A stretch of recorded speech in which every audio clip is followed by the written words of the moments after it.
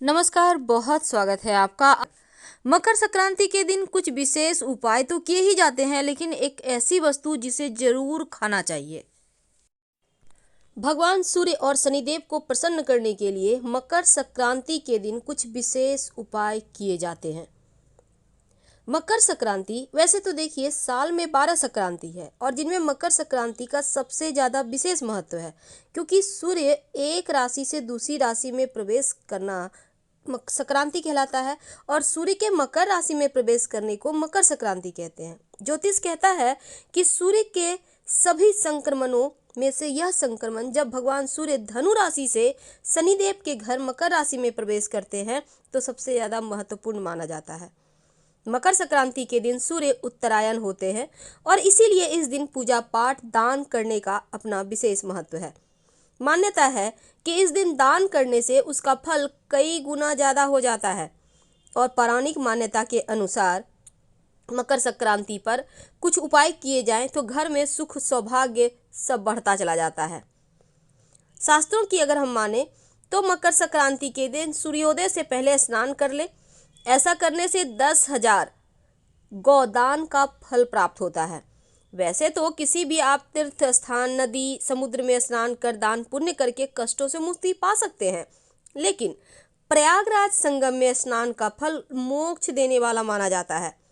और मकर संक्रांति के दिन गंगा जी शिव की जटाओं से निकलकर भगीरथ के पीछे पीछे चलकर कपिल मुनि के आश्रम से होकर सागर में जा मिली थी। इसीलिए इस दिन गंगा सागर और गंगा स्नान का भी महत्व है।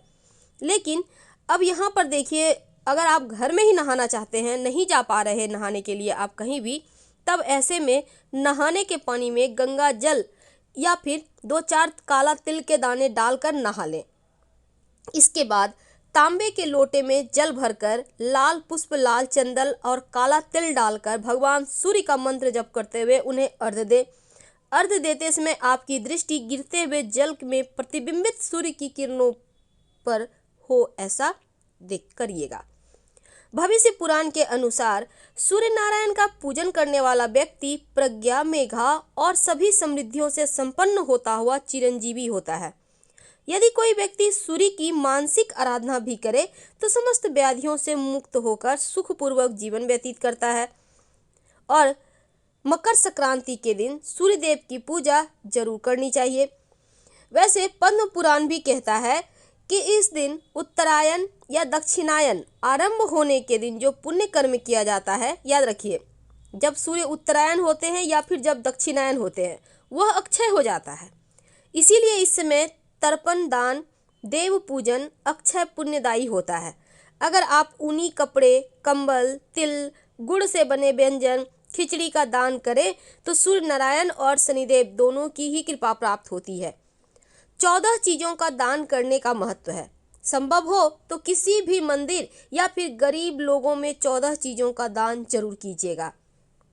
वैसे पुराणों में ये भी कहा गया है कि मकर संक्रांति के दिन सूर्य देव धनु राशि से निकल कर मकर राशि में प्रवेश करते हैं और मकर राशि के स्वामी शनिदेव हैं। अब सूर्यदेव के पुत्र होते हुए भी अपने पिता से बैर रखते हैं शनिदेव, इसलिए शनिदेव के घर में सूर्य की उपस्थित होने पर शनि उन्हें कष्ट ना दे, इसीलिए तिल का दान और सेवन कर मकर संक्रांति में किया जाता है। तो किसी न किसी रूप में मकर संक्रांति के दिन काला तिल और गुड़ से बने खाद्य पदार्थों का सेवन जरूर करें ताकि भगवान सूर्य और शनिदेव दोनों की ही कृपा बरसती रहे। इस दिन कुछ विशेष प्रयोग किए जाते हैं धन लाभ के लिए। अभी तक हमने जितने प्रयोग बताए वो आम दिनों में यानी कि आम लोगों में आराम से किए जाने वाला प्रयोग है, लेकिन अब जो प्रयोग बताएंगे वो खास है। जब भगवान सूर्य मकर संक्रांति पर उत्तरायण होते हैं तो देवताओं का दिन प्रारंभ होता है और मकर संक्रांति के दिन सूर्यदेव अपने पुत्र शनिदेव से मिलने उनके घर जाते हैं। तो जब सूर्यदेव माना जाता है कि जब वो अपने पुत्र से मिलने गए थे और लगभग 1 महीने तक वहाँ पर रहते हैं, तो पौराणिक कथा ये भी कहता है कि पहली बार शनिदेव से मिलने उनके घर आए तो उन्होंने अपने पिता का स्वागत काले तिल से किया था और इससे भगवान सूर्य प्रसन्न होकर उन्हें आशीर्वाद दिए थे और उनका घर धन धान्य से भर गया। तो इस वजह से मकर संक्रांति पर सूर्यदेव की पूजा में काला तिल का प्रयोग जरूर किया जाता है और काला तिल शनिदेव को अति प्रिय है। उनकी पूजा में भी काला तिल अर्पित किया जाता है, तो शनिदेव भी प्रसन्न होते हैं। इसलिए इस दिन काला तिल का प्रयोग हर जगह करना चाहिए, दान भी करने में, नहाने के पानी में डालने में, सूर्यदेव की पूजा में और शनिदेव की पूजा में, तो दोनों की ही कृपा आपको मिलती है।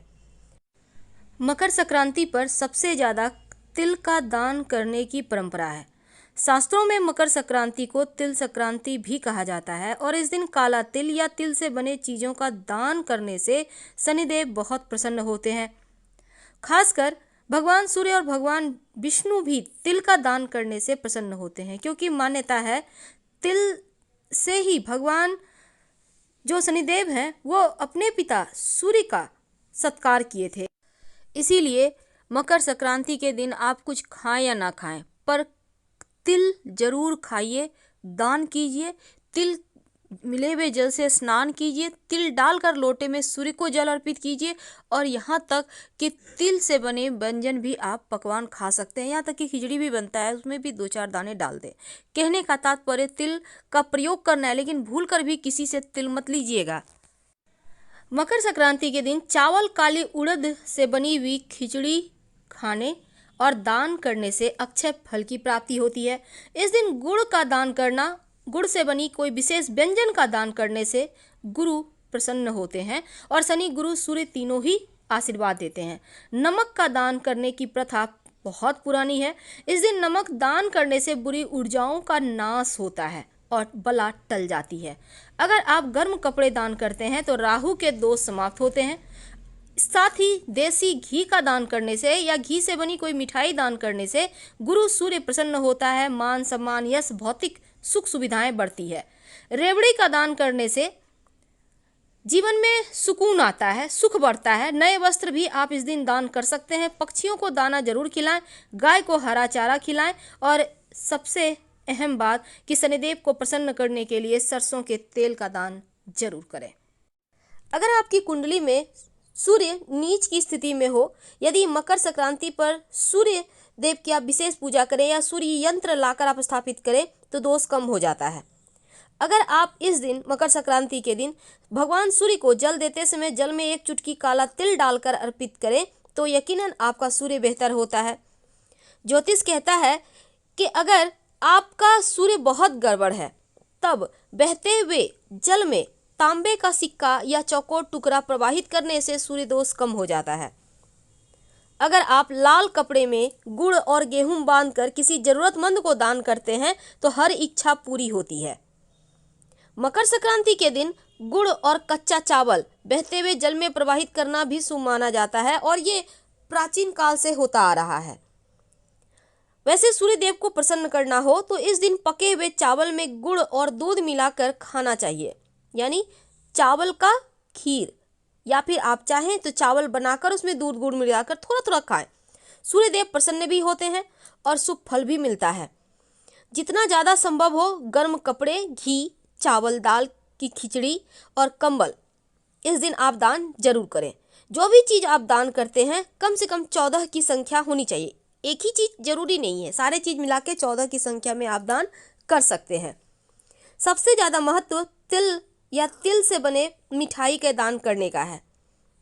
मकर संक्रांति के दिन एक महाप्रयोग किए जाते हैं और वो प्रयोग है दीपक और कौड़ी का। सबसे पहले तो मकर संक्रांति के दिन सुबह में शुभ मुहूर्त में आप 14 की संख्या में कौड़ियाँ ले लें। अब इन्हें थोड़ा सा कच्चा दूध ले लें, उसमें 1-2 पंखुड़ी केसर का डाल दें। केसर ना हो तो 1 चुटकी हल्दी डाल दें। अब इससे कौड़ी को अच्छे से धोकर, यानी कि उसको स्नान कराना कहते हैं, स्नान करा लें। अब गंगा जल से शुद्ध करें। एक प्लेट में या पूजा के किसी बर्तन में आप इसको रख लें। माँ लक्ष्मी के सामने 2 दिया जलाएं, एक घी का और दूसरा तिल के तेल का। अगर तिल का तेल ना हो तो सरसों के तेल का दीपक में 2-4 दाने तिल का डालकर जला दें। तिल के तेल का दिया बाएं तरफ रखिए और घी का दाहिने तरफ। अब इसके बाद ओम संक्रांत्याय नमः 14 बार मंत्र पढ़कर इसको सिद्ध कर लीजिए, ये सिद्ध हो जाएगा। इसके बाद सूर्य की जो संक्रांति की पूजा आप करते हैं वो भी कर लें और दान की सामग्री का आप अच्छे से सब कुछ करके आप कर लें। ठीक 12 बजे इन कौड़ियों को भगवान के पास से, लक्ष्मी जी के पास से उठा लें और उन्हें अलग अलग शुद्ध और बरकत के स्थान पर रखिए। जैसे कि एक अपने पर्स में रख लें, अलमारी में रख लें, एक पूजा स्थान पर रख लें, अपने किचन में छुपा कर रख दें। सब जगह लाल कपड़े में बांध कर रखते जाइएगा। अपने बेड के नीचे रखें, काम करने के जगह पे रखिए, भंडार घर में रखिए, यानी हर जगह रख दें। बाकी सारे बचे हुए आप उठाकर माँ लक्ष्मी के तस्वीर के पीछे में छिपा कर रख दें या साइड में। इसके बाद दीपक का स्थान परिवर्तन करें, यानी कि जो पहले दाहिने तरफ था उसे बाएं तरफ रख दीजिए और जो बाएं तरफ था उसे दाहिने तरफ रख दीजिए। अगर जल कम हो रहा है तो फिर से जला दीजिए उसको। और तिल के तेल का दीपक शाम को दहलीज पर रख दीजिएगा और घी का दीपक तुलसी के चौरे पर लगा दीजिएगा। यह प्रयोग सुख, समृद्धि, धन धान्य, लक्ष्मी और सफलता सबको बढ़ाने वाला है। जरूर करें। धन्यवाद।